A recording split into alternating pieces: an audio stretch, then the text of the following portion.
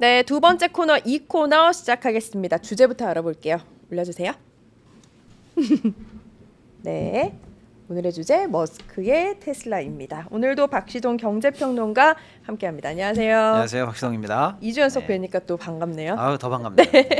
자, 오늘 머스크의 테슬라 이제 공동 대통령으로까지 사실 불려왔었던 이 머스크가 드디어 CEO로 컴백을 합니다. 네. 컴백을 하는데 사실 그동안 뭐 크고 작은 일도 많고 비난도 많고 뭐 응원도 많았고요. 네. 반대로는 그랬는데 한번 이게 이제 회사가 그 사이에 어려워져서 이제 전반적으로 한번 괜찮나라는 걸 짚어보려고 네. 하거든요.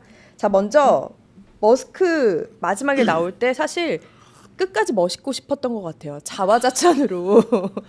전 세계에서 가장 유명한 관종력 원투펀치를 다투는 두 분이 몇 달간 한 정부 밑에서 그러니까요. 동고동락했으니 그러니까 서로 얼마나 안 많은 맞았어요. 이슈들이 나왔겠어요. 근데 예. 안 맞았을 것 같아요. 왜냐면 내가 떠야 되는데 이게 맞아요. 서로 그렇잖아요. 예. 그렇다면 이제 정치인 머스크 참 시끄럽기도 했는데 네. 뭐 어떤 일들이 좀 있었나요?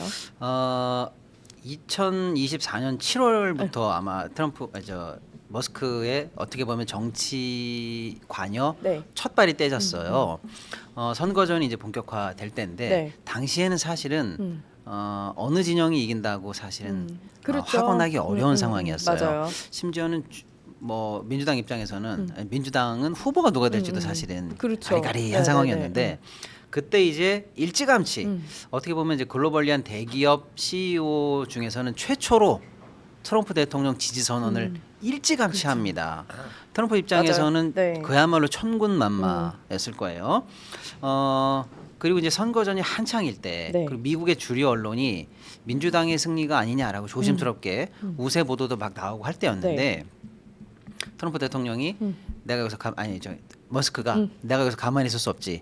내가 지지 선언을 말로만 하는 게 아니야. 네. 내가 뭔가 보여주겠어라고 보여주겠다. 해서 기상천외한 사실은 이제 트럼프 지지 활동을 합니다. 네. 뭐냐면 이게 사실은 논란이 많이 됐는데요. 어떻게 보면 매표로 보일 수도 있습니다. 돈 주고 표를 사는 거예요. 우리도 예전에 뭐 고무신 선거 네. 우리도 그런 역사가 있지 않았습니까? 너무 옛날이네요. 예. 네.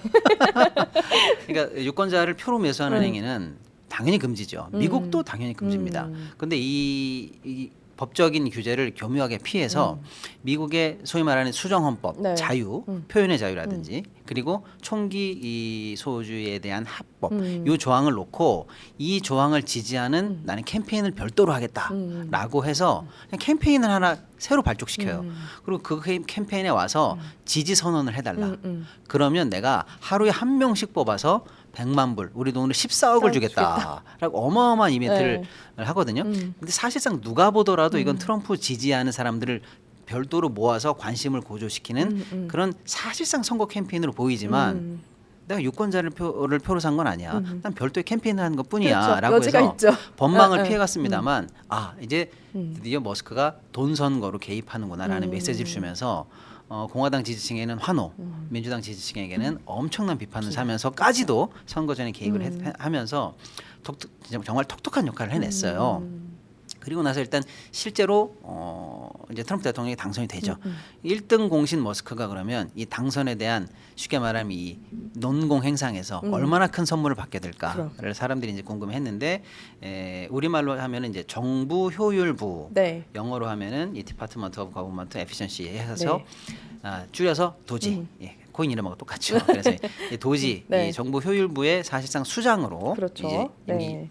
트럼프 대통령 임기 시작과 함께 이제 화려하게 이제 정부에까지 행정부에까지 발을 담그면서 이제 방금 앵커님 말씀처럼 CEO야 정치인이야라고 그렇죠. 할 정도로 사실은 이제 한동안 본업 정치의 길을 걸어왔었고 회견장마다 바로 옆에 서 있고 그렇습니다. 이래가지고. 그리고 이제 자기 일만 한 게 아니라 트럼프 대통령 정부의 어떤 주요 이벤트마다 끼면서 그렇죠.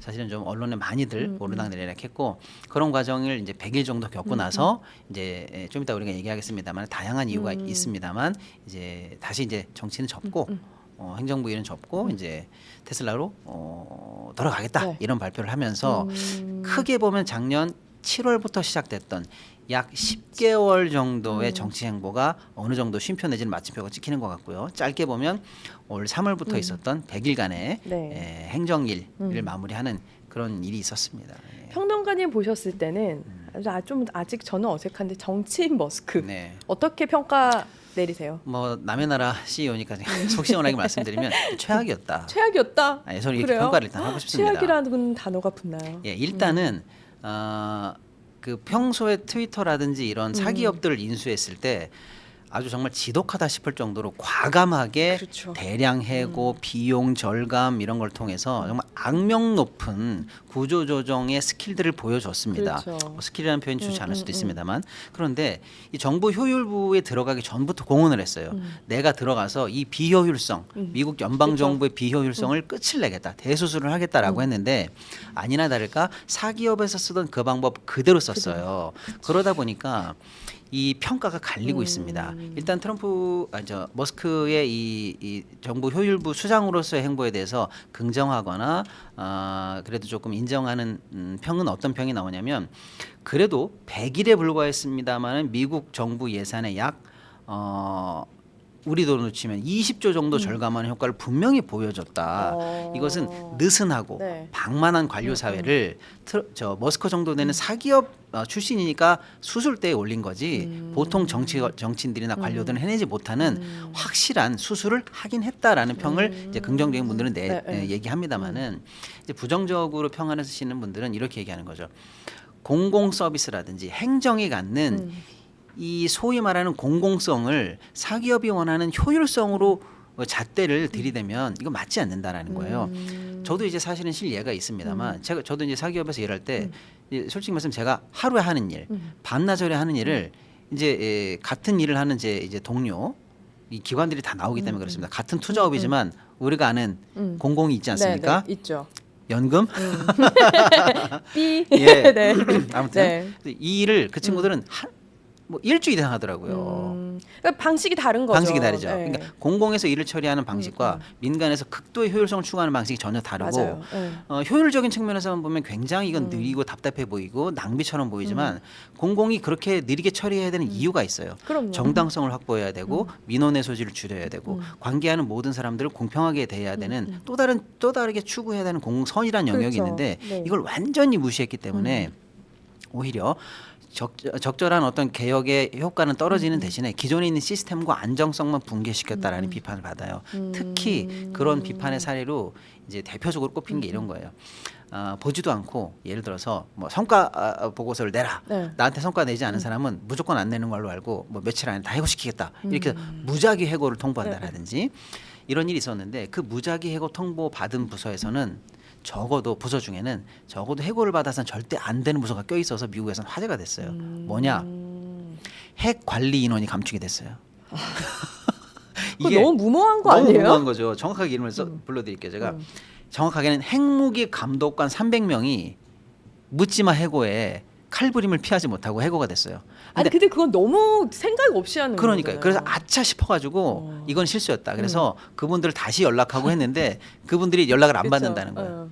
우리를 자르다니. 저 같아도 안 받겠어요. 예, 국가 안보를 최첨단으로 다루는 우리를 자르다니 이래가지고. 너네 손해지. 뭐 이거밖에 안 되는 거죠. 그래서 다시 복귀가 안 되는 등 적지 않은 부작용도 있었다라는 평가를 같이 받고 있습니다. 근데 이제 그것은 머스크의 이 행정 영역에서 했었던 일에 대한 긍정 부정의 평가고.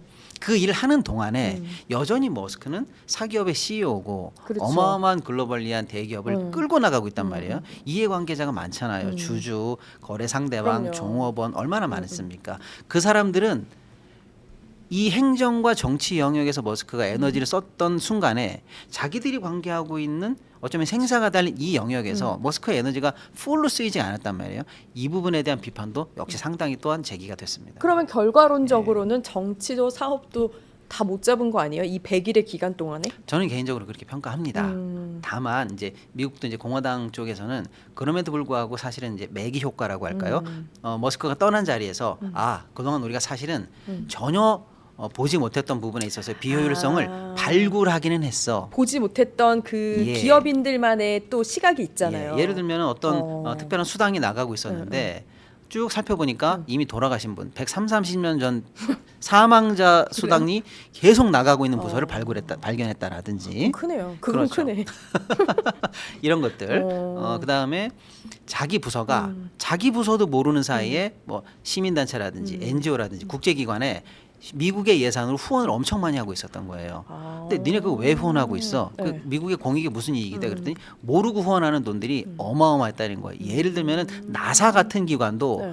예를 들면 아프리카 무슨 구호 단체에 뭐 기부를 하고 있다라든지 우주 개발하다 말고 네가 굳이 꼭 그런 일을 해야 돼 이런 근데 것들이 몰랐던 거지. 아예 몰랐던 거예요. 아무도 관심 없는 예산들이 막 그냥 뭐 줄줄 세고 그러려니 있었던 했던 것들이 거겠죠. 그런 것들을 발굴해낸 매기 효과는 분명히 있었다라는 측면도 있습니다만 다만 이제 반감도 많이 샀어요. 그런 어떤 미국의 효율성만을 내가 욕 먹더라도 외과 수술하겠어 이렇게 한 게 아니라 거의 본인이 정치인이 다 됐다라고 느낀 건지는 모르겠습니다만은 그 유럽의 최근에 사실은 이제 정치 흐름 중에서 극우 정당들이 네. 상상외로 선전을 많이 하고 있거든요.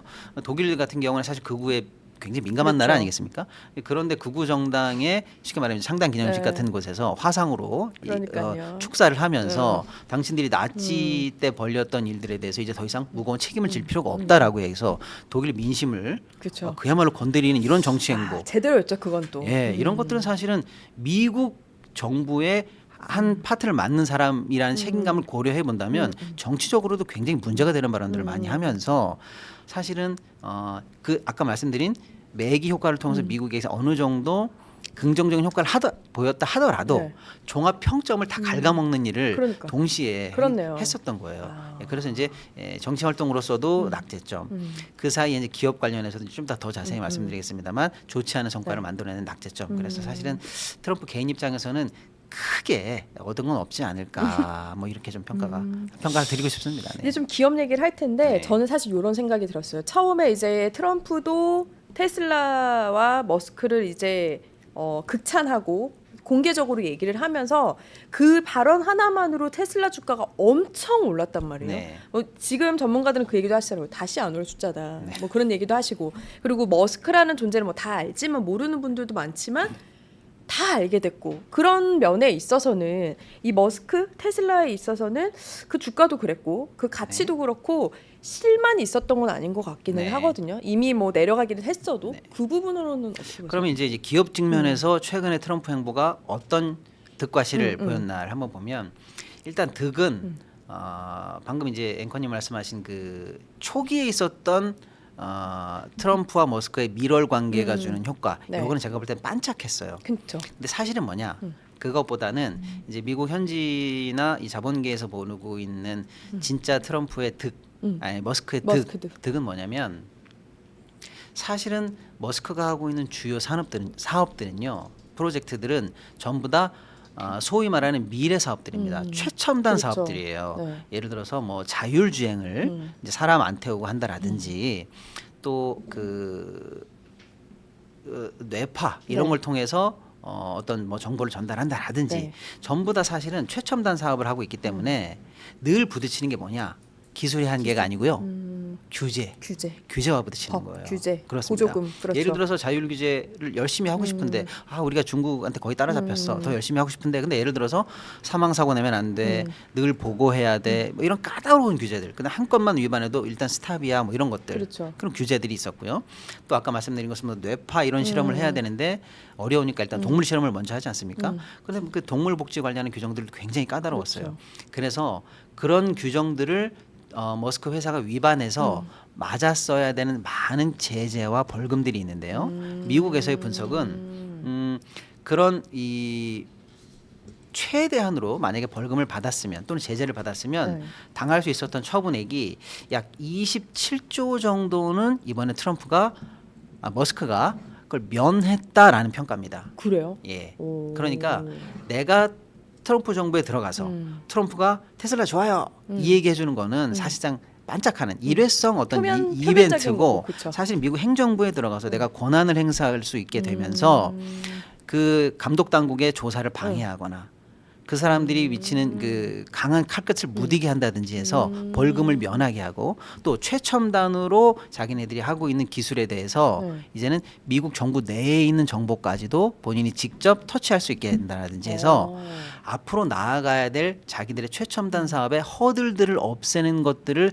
사실은 알게 모르게 했다. 이게 미국에서 나오는 머스크의 이번 정치 행보가 갖는 사업적 측면에서의 베네핏이었다. 이렇게 지금 보고 있는 겁니다. 그렇다면 굉장히 크긴 크네요. 거기 그죠? 들어가지 않다면 절대 할 수 없는 그렇습니다. 일이고. 막상 행정 권력을 본인이 직접 핸들링하지 않았으면은 되지 않았을 일들이죠. 그러니까요. 예. 아 그러면 이쯤에서 이제 테슬라 서학 네. 개미들의 또 사랑이기도 하잖아요. 네. 테슬라라는 회사는 네. 이 회사가 근데 원래 창업주가 일론 머스크가 아니었더라고요. 맞습니다. 당초에는 2003년에 처음으로 이게 창업이 된 회사예요.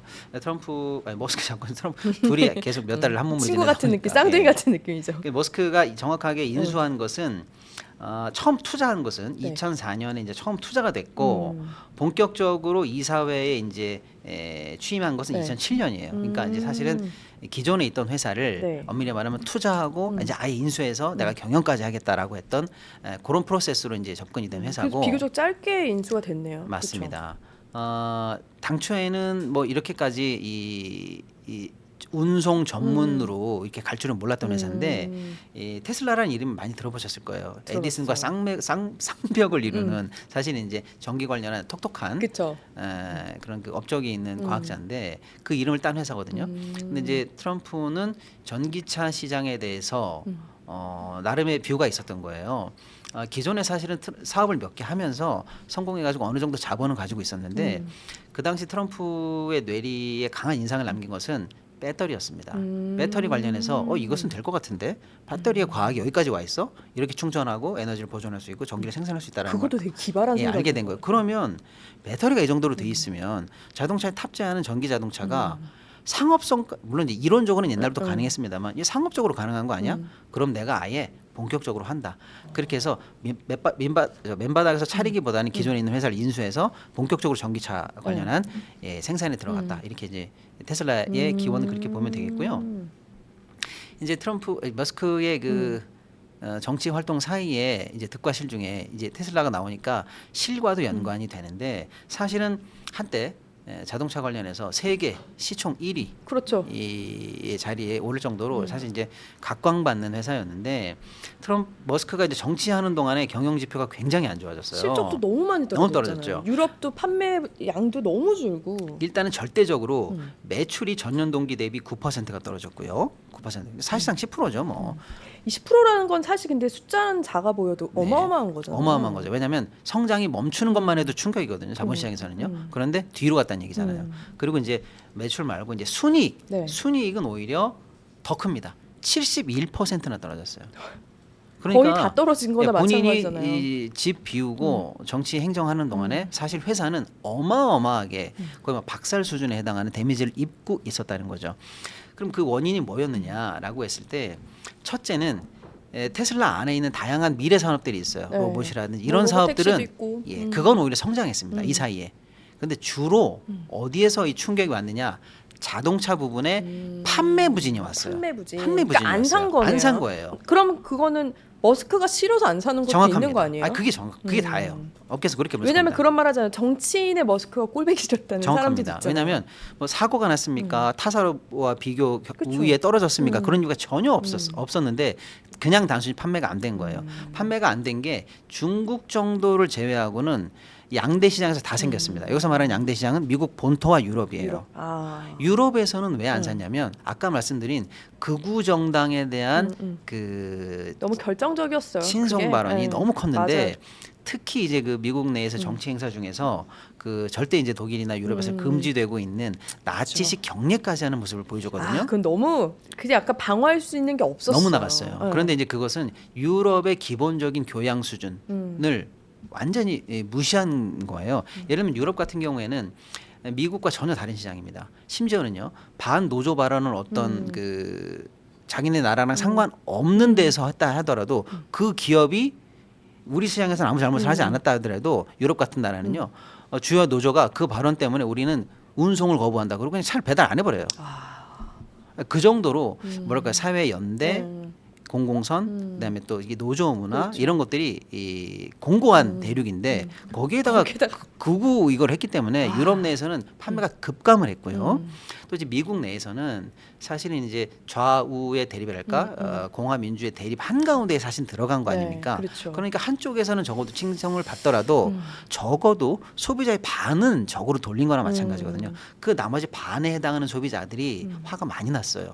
아 공무원도 자르지 막 이상한 행보도 하지. 그러니까 그 화를 테슬라가 생산하는 차를 가지고 소위 말하는 이 부딪히고 불태우고 박치게 하는 소위 말하는 이게 유행이 됐어요. 그래서 테슬라 매장으로 차를 돌진한다라든지 벽으로 몰고 들어간다라든지 그래서 이런 것들까지 하면서 소비자분들이 테슬라를 부시는 거에 만족을 느끼는 퍼포먼스까지 나올 정도니 그러니까 마음을 대변하는 그렇습니다. 요소로 쓰인 예. 거네요. 이게 바로 머스크의 정치 행보가 갖는 실 중에 가장 큰 실.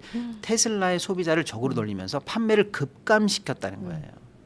그러면 또 이제 이 부분에서 이런 생각도 들어요. 저도 이제 한 회사의 직원으로서 네. 이제 우리의 CEO가 정치를 한다고 우리를 나몰라라 하는 사이에 회사는 힘들어졌어요. 네. 그럼 얼마나 밉겠어요. 당연하죠. 그리고 뭐 보너스를 받던 것도 못 받는 거 아니야? 뭐 단순하게 그렇습니다. 직장인으로서는 그럴 수 있잖아요. 네네네. 이제 근데 많이 복귀를 해요.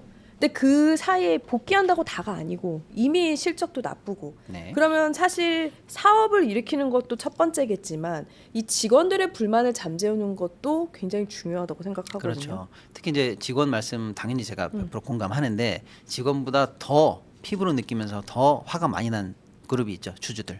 아, 그렇죠. 그래서 그건 뭐, 네. 사실은 주주들이 머스크의 이 도를 지나친 이 정치 행보에 대해서 참는 이 수인 한도를 넘었다라는 게 미국 내에서 회자가 됐어요. 그래서 이사회가 모종의 움직임을 통해서 네.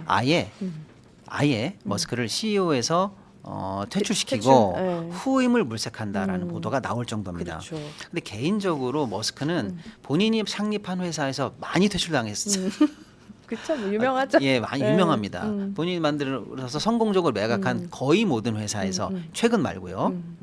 거의 모든 회사에서 사실은 퇴출당하는 그 경험이 역사를 있어요. 보면 다 있더라고요. 예, 네. 뭐 배신도 당하고 그쵸. 어떤 회사에서는 휴가 간 사이에 그치. 이사회가 기습적으로 자르질 않나, 네, 뭐 동생과 함께 잘리질 않나 등등등 해서 퇴출의 역사가 좀 있는데 천하의 머스크가 테슬라에서도 퇴출될 위기에 있다라는 보도는 아마 자본시장에 좀 충격도 있었겠습니다만 머스크 본인에게도 트라우마를 각성시킨 것 같아요. 그래서 그럴 수 있죠. 조기에 100일 만에 마무리하고 회사를 복귀하게 만드는 계기가 됐을 거로 보입니다.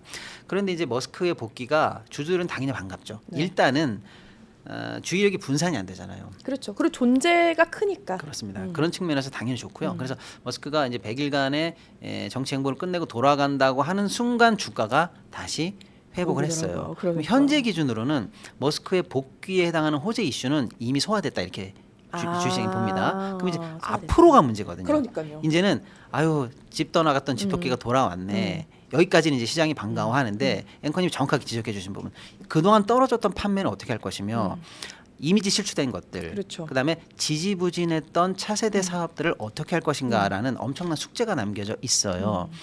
특히 이제 아까도 앵커님도 정확하게 알고 계시던데 곧이어 출시하게 될 뭐 로보택시 사업이라든지 네. 이런 것들이 이미 주주들이나 투자자에게 타임라인이 공개되어 있는 프로젝트들이 있어요. 6월에 시범 사업을 출시하겠다. 그렇죠. 다음번 프로그램 업그레이드는 몇 월이다. 이렇게 쭉쭉쭉 그 타임라인이 있는 게 있는데 그동안 머스크의 부재 때문에 그 타임라인이 제대로 지켜지는 거야? 라는 의구심. 그래서 한 번, 두 번 밀리게 되면 뭔가 문제가 있어. 그럼 다시 이제 주가가 하락되는 그렇죠. 또 투자가 축소되는 그게 연속적으로 악순환의 고리에 들어갈 가능성이 있는데 지금 첫 번째로 이제 이런 것들을 이제 원래대로 타임테이블대로 성과가 나도록 만드는 게 숙제인데 빠르면 6월 달부터 돌아오는 로보택시의 시범 사업 진출 네. 거기 발표 거기서부터 사실은 이제 경영의 첫 시험대가 될 것 같아요. 내가 돌아왔다 예정대로 된다 네. 이런 걸 이제 보여주는 게 한 달 남짓 남았다 이렇게 보시면 되겠습니다. 네. 그러면 이제 사실 그동안 테슬라를 사랑했던 주주들 그리고 뭐 다른 나라 사람들도 그렇겠지만 이게 불확실성이 가장 그 시장의 악재잖아요.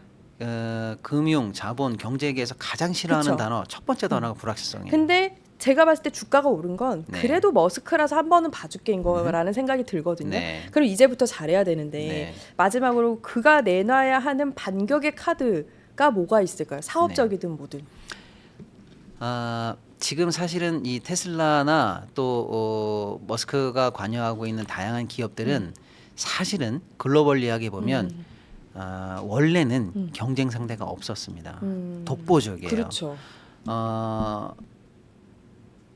팔컨 로켓 네. 나사만 만들 수 있는 로켓을 지금 민간이 만들고 있는데 여기 따라갈 회사가 없어요. 그리고 테슬라 마찬가지고요. 좋은 전기차죠. 네. 또 로봇 마찬가지고요. 다양한 모든 사업에 있어서 가장 앞서 있었습니다. 그렇죠. 그런데 그 사이에 그 사이에 강력한 도전자가 나왔습니다. 너무 강력하죠. 중국입니다. 네. 중국이 거의 테슬라가 하고 있는 모든 사업에 턱 밑까지 쫓아왔어요. 그리고 사실 겉보기에는 더 그럴싸한 것도 많아요. 맞습니다. 근데 기존에 중국이 원래 있던 하드웨어는 사실 이제 선진국이나 미국 기업이나 우리나라도 마찬가지입니다만 최고 기업들에 비해서 약 0.5% 정도, 0.5년 정도는 뒤지고 있는 그 격차를 회복을 못 하고 있었어요. 네. 그런데 그 중국이 따라가지 못하는 그 하드웨어 네. 거기에 AI가 탑재되면 전혀 다른 제품이 돼요. 그렇겠죠. 예를 들어서 청소기 음. 삼성이나 LG가 훨씬 잘 만들었었죠. 그런데 AI 기능이 탑재된 중국 청소기 삼성보다 잘 팔립니다. 그렇죠. 그래서 중국이 현재 뭐 딥시크부터 시작해서 최근 한 5, 6년 전적 굉장한 사실은 굴기를 보여주면서 AI라든지 IT라든지 최첨단 산업에 투자를 많이 했거든요. 네. 그 성과가 기존에 있던 하드웨어 산업들과 이제 믹스가 되기 시작하는 게 나와요. 그게 예를 들면은 이제 미국 전체적으로도 경제적으로 보면 큰 네. 도전이라고 느끼는데 테슬라 역시 마찬가지죠. 테슬라가 가지고 있는 자동차의 장점은 뭐냐면 단순히 전기차라서가 아니라요. 그 프로그램, 네트워킹, 그 정보 그게 다시 또 테슬라로 들어가서 다시 이제 인공지능으로 확산되는 이 메커니즘이 한 회사에서 된다는 게 독보적이었거든요. 그렇죠. 예를 들면 BYD가 거의 다 따라왔죠. 따라왔죠. 따라왔습니다. 네. 그겁니다. 그래서 앞으로는 이제 머스크가 원래 했던 사실 괴짜이면서 천재 아니겠습니까? 그리고 아무도 가지 않은 길에 대해서 비전을 먼저 보여줬고 효율성에 대해서 극강으로 밀어붙이면서 성과를 내왔던 그런 정신인데 다시 이제 어떤 도전을 맡고 있느냐 중국과의 격차를 벌리면서 독자적으로 다시 한번 세계적으로 어떤 그 경쟁력을 확인하는 절차가 남아 있다 이렇게 좀 보겠습니다. 그동안에 기발하게 새로운 걸 보여줬듯이 또 그 격차를 좀 기발하게 해결했으면 좋겠다는 생각도 좀 네. 들기는 합니다. 오늘도 재미있는 이야기 감사합니다. 박시동 경제평론가와 함께했습니다. 고맙습니다. 감사합니다.